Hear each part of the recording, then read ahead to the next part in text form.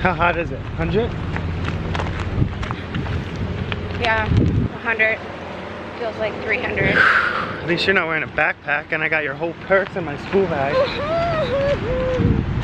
Try wearing a fucking one-piece bathing suit. Whose Feel fault's how that? hot your boobs would be. Don't wear a one-piece bathing suit.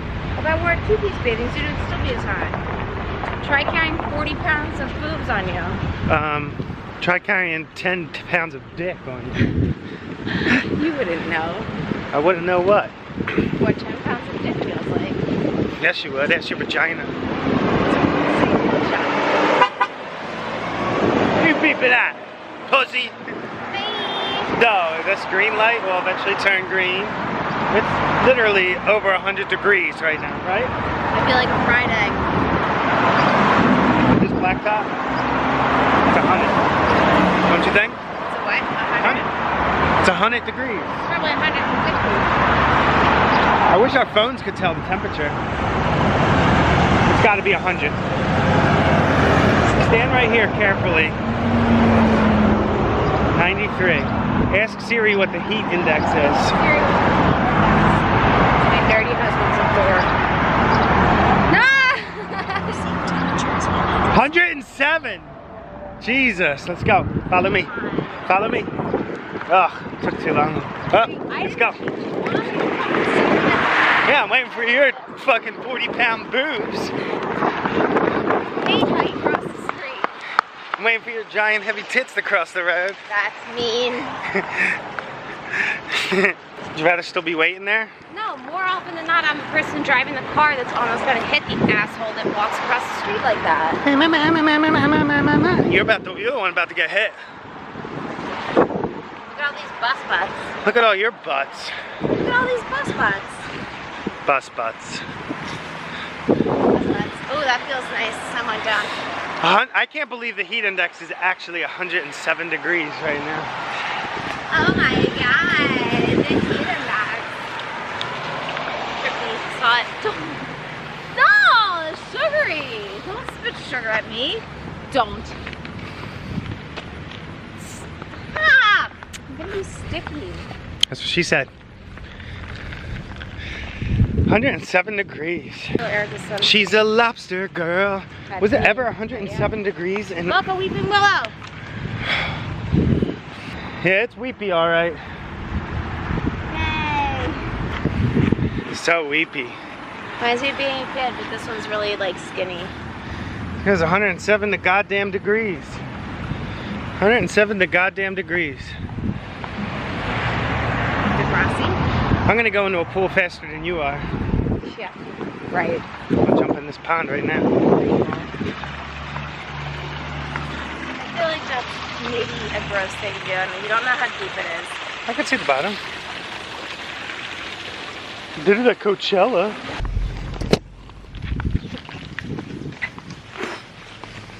Stop it. All you got is a cup, and you're complaining about how hot it is? I'm allowed. Why? Because I have to wear really tight fitting clothing, and I'm sweating. What's it feel like? Sweat. It feels wet. Like two heavy, wet grapefruits? Yeah, actually. That's exactly right. And a pair of beef curtains hanging up in the Don't summer barn. say beef curtains. That's disgusting. You're disgusting. Divorce. Just like a pair of dried out, flappy, summer heat in the south beef curtains. Is that Whose beef curtains are you talking about? That's disgusting. Not mine. Not mine. My pussy's wet. Stop! You're disgusting. Don't be a pervert. Don't be a nerd. These are hot. I don't care. I have your purse in my back. I want to piggyback ride. You want to rub against me? No, I don't. You're all hot. Get off. Mino! You're wet and sweaty. So are your beef curtains. More than you want to touch me. Don't say beef curtains again. Beef curtains! Knock knock. Who's there? Beef. Beef who? Beef curtains! It's disgusting. You're disgusting. Where are we going? Are we going the right way? I don't know. I thought you knew. You're the one that said to go down this road. The director of the movie liked it so much that she kept it in there, and she actually used the first run through of that speech in the actual movie because she sounded so fucking stupid.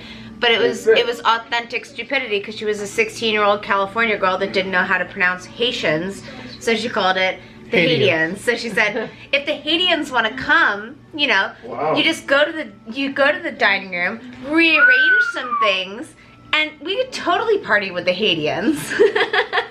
Just a tidbit. Just a tidbit. Let's try.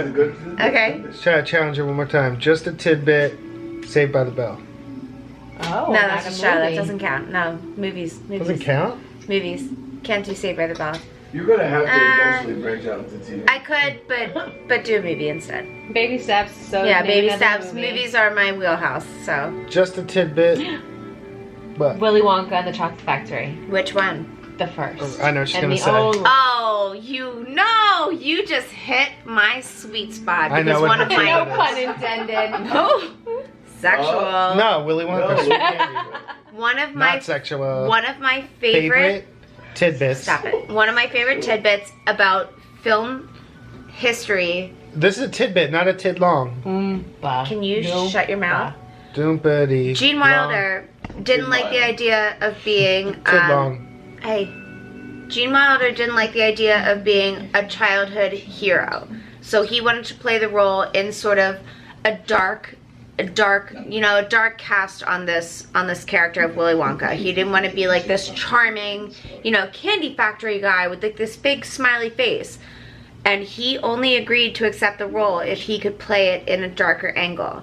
So the original scene when all the kids that found the golden ticket line up outside of the fence, and then the gate opens and he comes out. Remember, he comes out with a gate and a limp and they're silent and a cane, and he walks out and everybody's like, oh my god, he's like sickly, he's gonna die, he's old, whatever.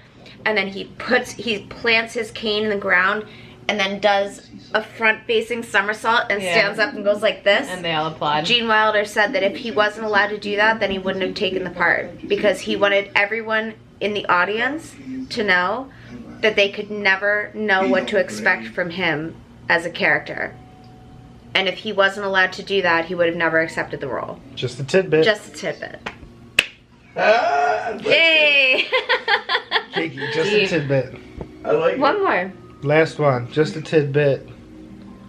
Boys in the Hood. No, I don't know anything about it. I'm sorry. I know. I'm sorry, another one. I was trying to throw you off. I know. Just a tidbit. It's got to be movies that I've seen that I like know. Just a tidbit. Beavis and Butthead. Do America. No. It's a cartoon. I don't want to do it wrong. She needs real human movies. I don't want to mess it up. I could do cartoons, Just but like. a tidbit. Encino Man. I'm not great like, movie. I'm not like Googled. I'm not Googling. No, I don't. Great movie. Sorry. Encino Man. What era was? No, I know a lot of movies. You're picking really, really random movies right here. I have one for you. Let's talk about like Breakfast Club. Okay. Breakfast Club. Okay. Just a tidbit. Okay. And then I gotta get this knot out of my hair. Okay. Just a tidbit. Alright, it's turning into a tid long. Stop. No, You have to give me time. I'm training you. I'm like Rocky's coach. Come on, Rock. Just You need to swallow some give me a second. raw eggs. Come on, tidbit, tidbit, tidbit. Made it out of clay.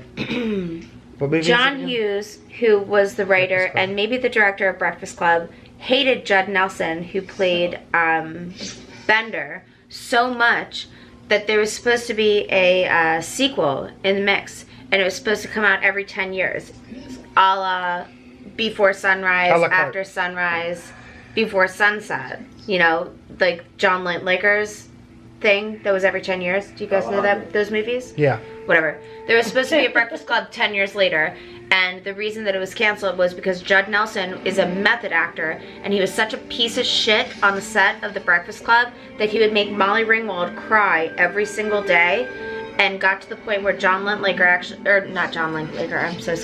Hughes actually almost punched him in the face.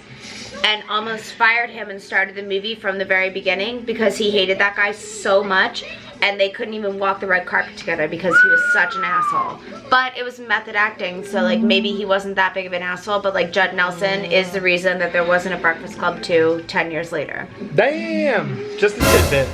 Just a tidbit. And the pool made my eyes really red. Money. Bitch, I make the money.